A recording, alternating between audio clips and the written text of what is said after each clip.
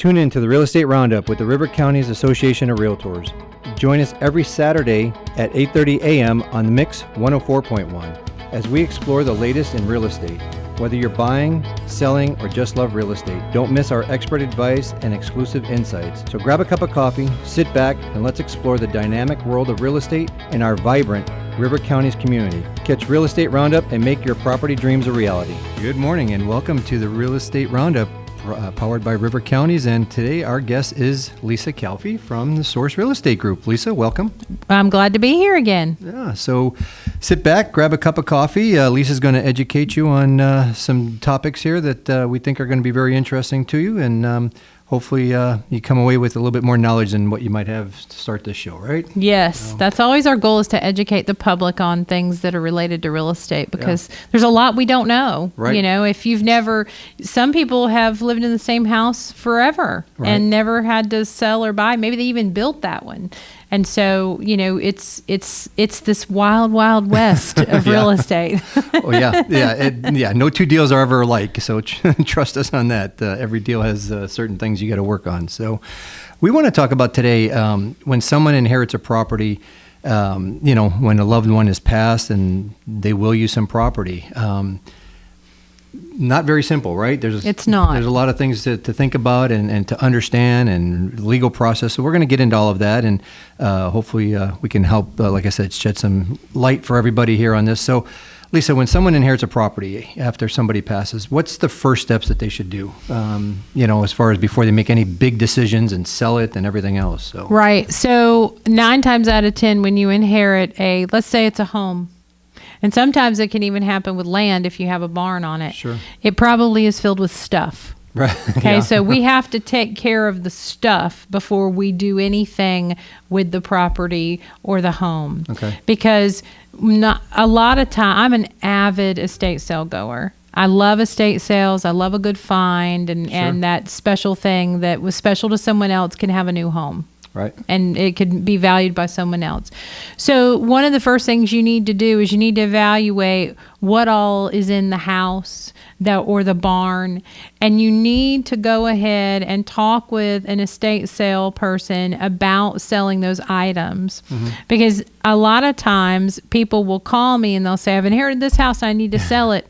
But it's full of stuff. Right. And we need a empty house in order to sell the house, because all those things have to go somewhere. Right. And one of the things I think people miss out on is that even if you think it's a bunch of junk, it's a treasure to someone else. Sure. So there's probably money sitting in that house that the heirs can have and take advantage of. And then one of the other important things that I always stress is go through the house and make sure that you get all paper items that could have Social Security numbers on them, or titles to vehicles, or anything that is pertinent. Get all those paper items out of the house, because you can shred that stuff, but there may be something in there that you really need. Mm-hmm. They may have had a life insurance policy that you weren't aware of. Right. And you can't go and collect on that life insurance policy unless you've got proof, that it exists. Right. So go through the paperwork that's left behind. That's very, very important. Yeah, you might even find a deed, if the house is paid for. That's right. You might even find a title insurance policy. That's right. That's right. Yeah. So go through those items, go through the process of going ahead and getting set up to sell the items that still exist. Right. They're going to have to be sold eventually, and we can't sell it in between going on the market and closing. Right. Because that's just a disaster waiting to happen. No, you're right. So get that plan in place and get all of your important documents out of the house. Yeah. And I had a guy call me one time, and he had inherited a house from an aunt who did not have any children. And so he's like, I don't care, just have somebody come and haul all the stuff off. Well, I get in there, and of course, me being a treasure hunter, right. I find these super special pink and white Pyrex bowls from the 1950s. And I was like, I can't just throw these away. And old, super cool stuff. Yeah. And so, I called him and I was like, I don't want to throw this stuff away. He's like, just take it. And so, there are things that are going to be special to someone else. And you may want to go in there and get pictures and things like that are keepsakes and mementos that you didn't even know was there. Right. So go ahead and do all that stuff. That's your first prep item. Yeah. Your second prep item is to start the process of making sure that and sometimes if you go ahead and you talk with an agent and you hire the right agent that has experience in working with estates, you can go ahead and get connected with the title company and they'll kind of help you with this process. Yeah.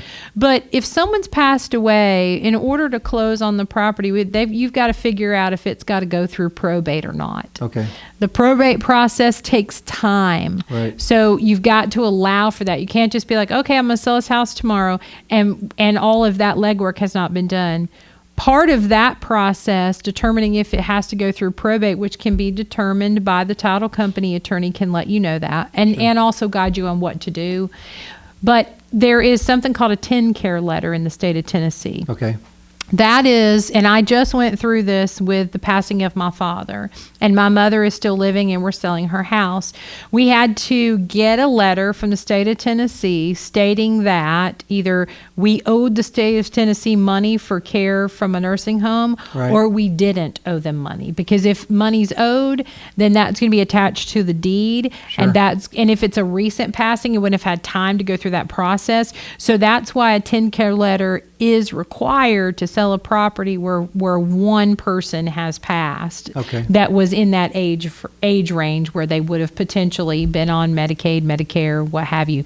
So they have to have that letter from the state of Tennessee. And, sometimes when we're working with a state entity, it might not be fast. Right. And if there's a holiday, they're going to be closed. So starting the process of requesting that is also very important, and making sure that is on the road to coming to you, because it's going to be required. See, so there is just a handful of things that, take time that you just mentioned, and that's why we say it's not very simple process of, okay, the person passed, let's sell it and move on.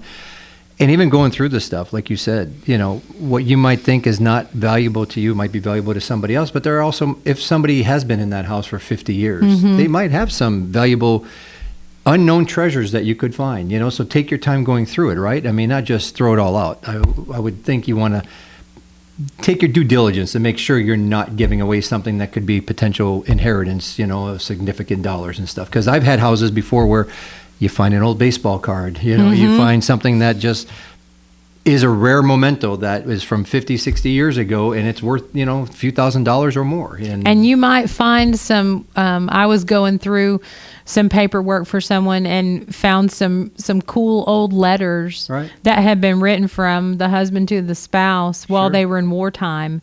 And so you might find some really cool mementos, right, that you might learn something about that grandfather that you didn't know. Yeah. And so I think it's very important that you take the time. And that's the other thing too. They always say not to do something in the first years after you experience someone close to you passing. Yeah. Now, I don't know if everybody needs that, but it is important that you are not making huge decisions, right, while you're grieving. And so, as an agent, I want to walk through that process with them, because, I'm walking through it with my own family, mm-hmm, but I've walked through it with many different people that they had to figure out, is this the right time for me? Know where, if there's one spouse remaining, where are they going to go when they leave this home? Sometimes it's a situation where someone has passed and you are the child and you've got to help the parent that's remaining, right, to make a decision. Because what I find is, with both parties alive and their both incomes coming in, they can afford the home. Right. But when one passes, the other one can't afford it on their Social Security, because maybe the home is paid for, but the utility costs, right, and just living is too much.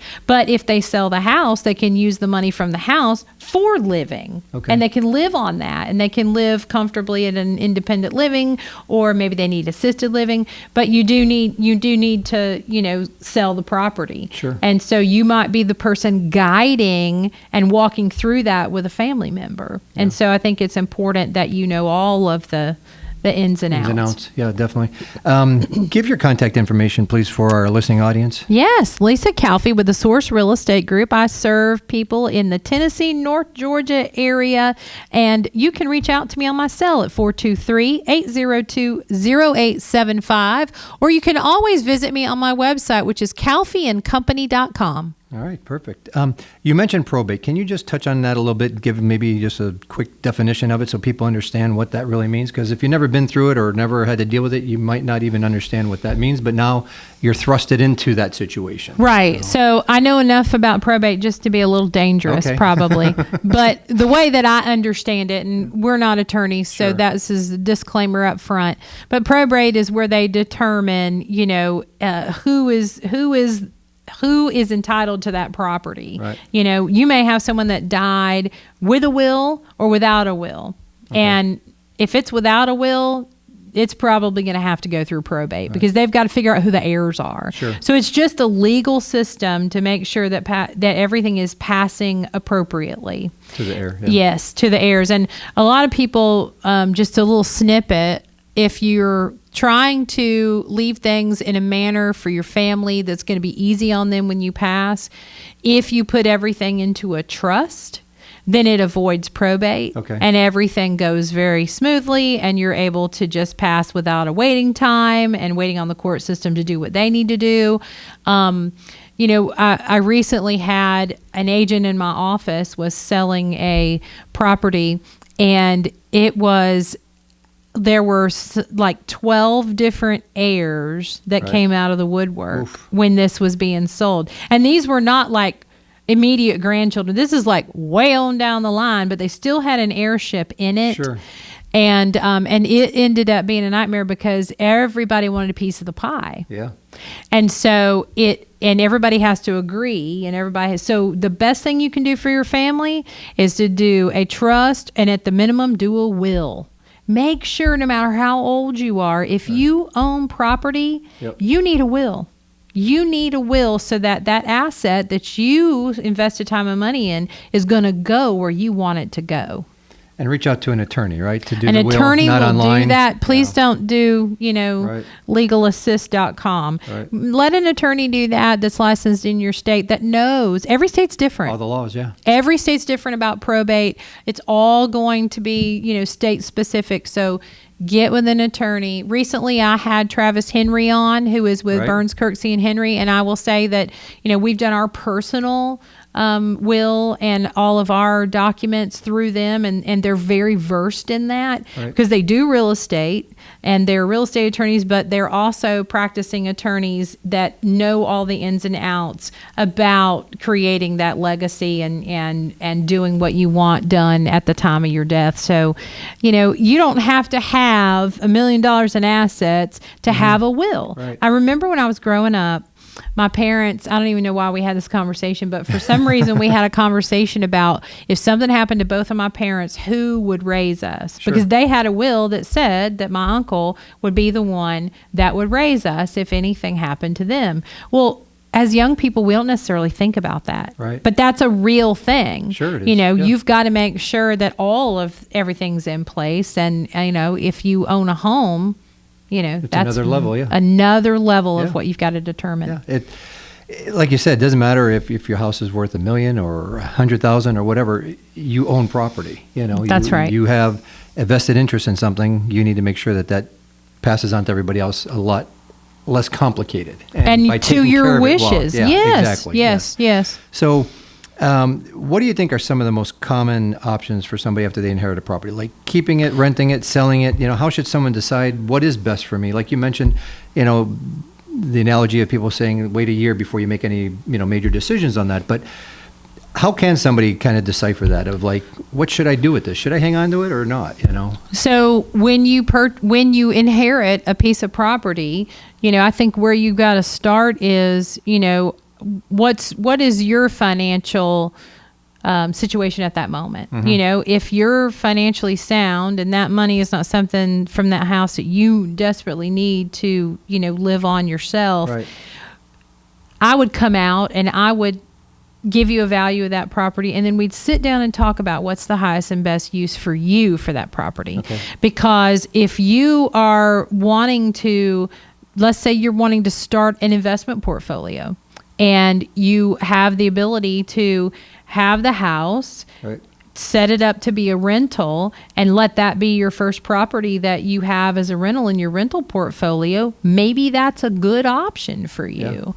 Or maybe you want to sell that and then purchase another property that maybe you want to sell that home and purchase a duplex and rent it out. There's lots of options that you can look at. Right. And then you also want to align yourself with a good CPA that's going to tell you as an accountant, what are the implications if you sell that for you tax-wise, Right. if any? And then what would it look like if you went over here and you purchased this and it became an income-producing property? Or if you just take that money that you sell it for and you put that in your bank account because maybe you want that to be your kid's college fund. Sure. You know, what are your tax implications and what should you do with that? That's a conversation you need to have with an accountant.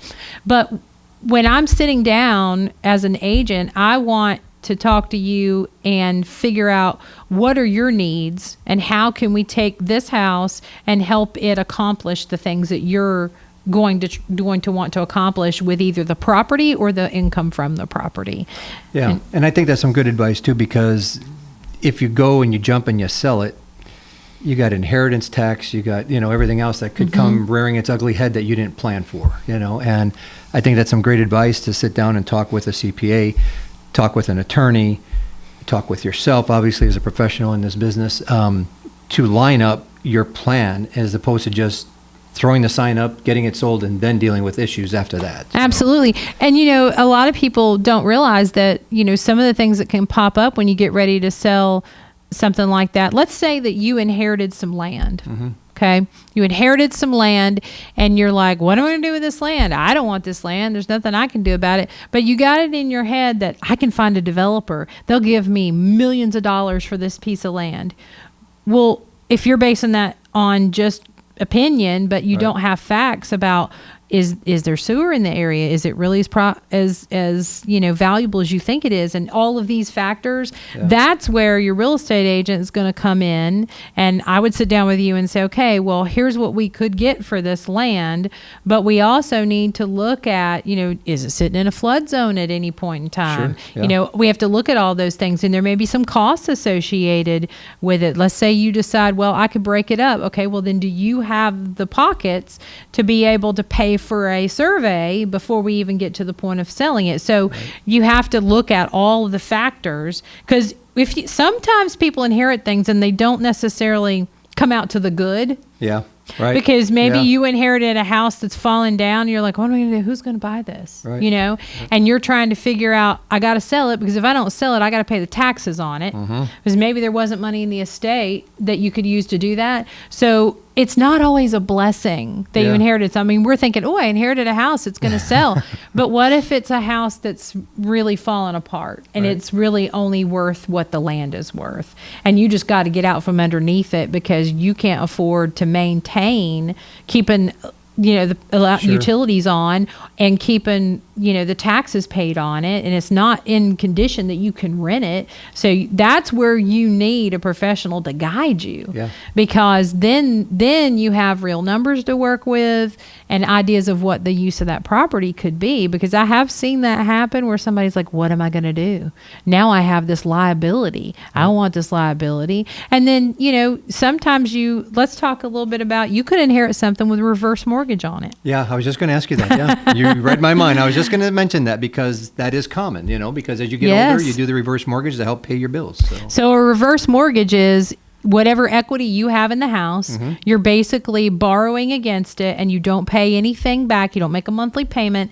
That is collected back from that mortgage company upon your death. Right. So there could, and I believe it's still accruing interest, so it can grow over time. Yeah. So let's say the house was completely paid for, and they're not going to let you borrow full value. Right. That's just not how they're going to do things. But let's say that you borrowed $200,000, and that's what you've been living on for the last 5 years. Right. Okay.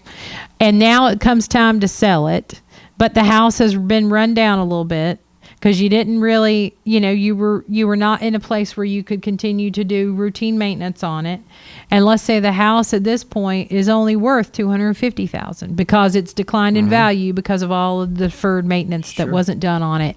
Well, you may not get anything out of that house when it sells, because that reverse mortgage is going to have to be paid first before any proceeds come out. And that's important that you know that. You may not even know. Yeah. You may not have a clue that they took out the reverse mortgage. You just thought they were la-di-da, had money up for retirement, But that is a very common thing. And it's not that it's a bad thing, because I'd rather my family members have money that they can enjoy their life on than to leave me something. Sure. So you have to investigate that stuff, because you could have, you could have inherited a liability to a certain extent. Yeah, definitely. And you want to be really sure that you have all of the information. Well, like you mentioned earlier, seeking out a title company, and I'm sure if somebody reached out to you, you can put them in touch with all your preferred partners, from the attorney to CPA to title company, because that's a great point right there, is having the title company get in there first. They can do the search on the property to see what's been recorded against that property, reverse mortgages or anything else,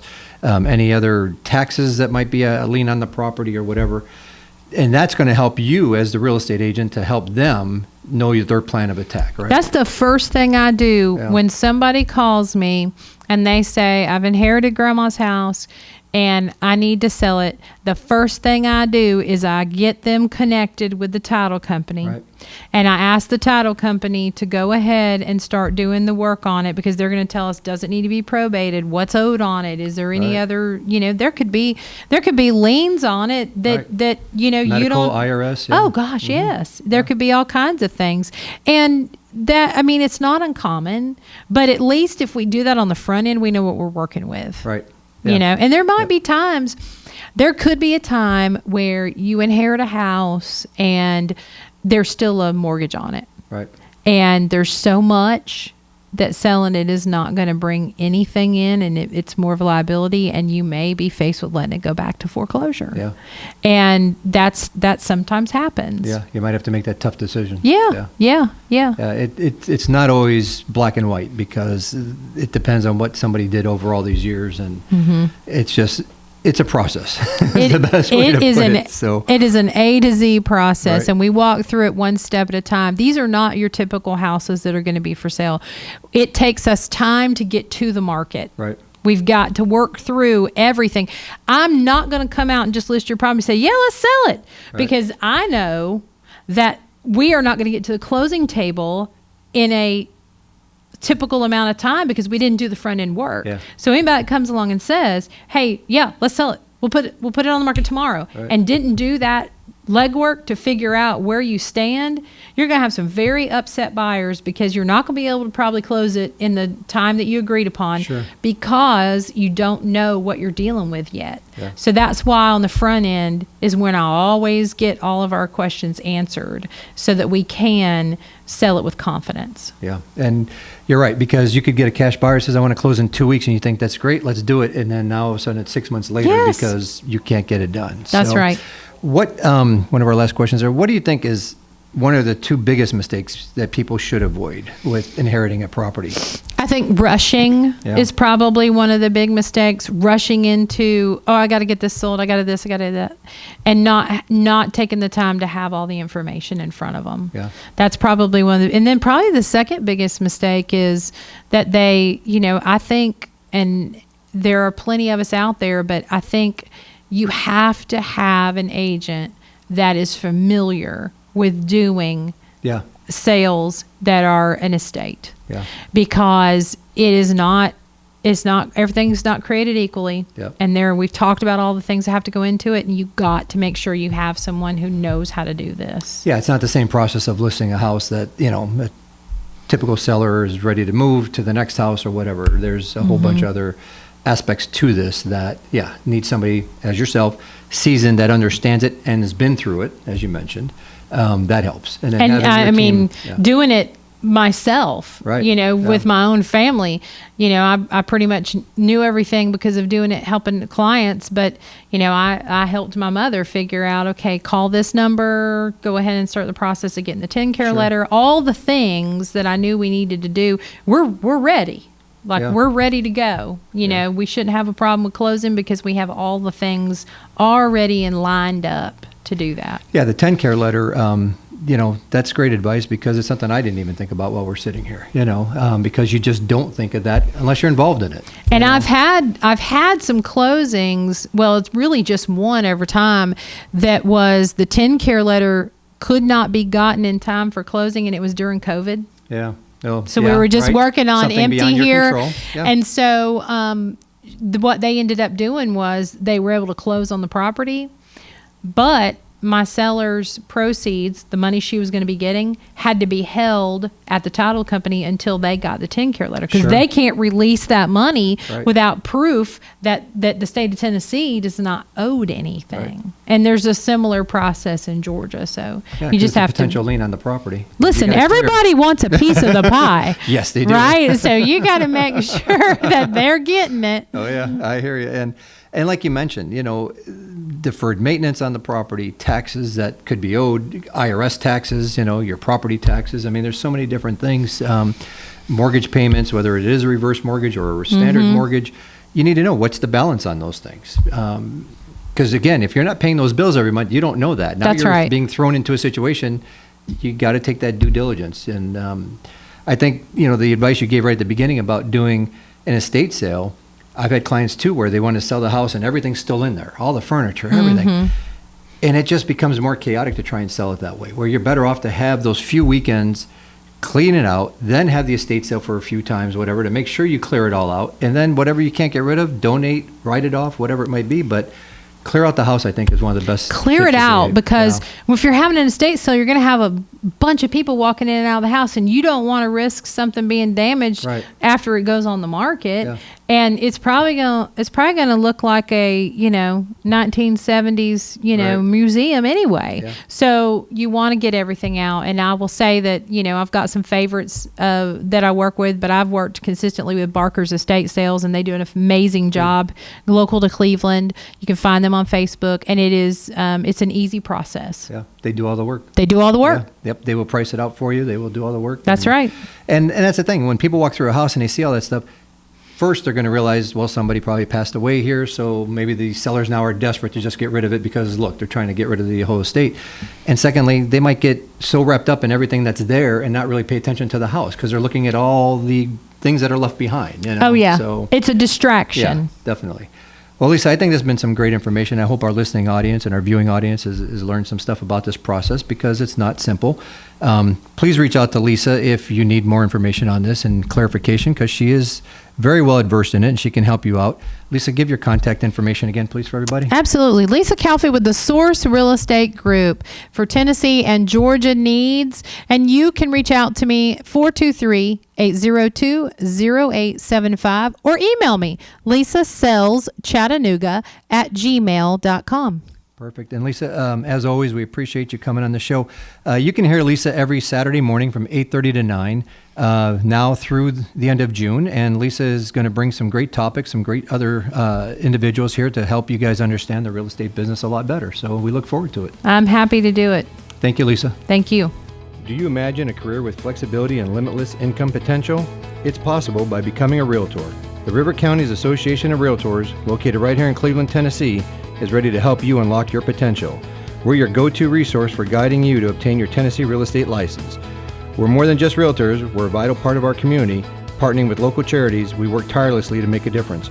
Join the River Counties Association of Realtors today, where your career can thrive and community can too. Visit rivercounties.com or call 423-476-5912. Your new path awaits.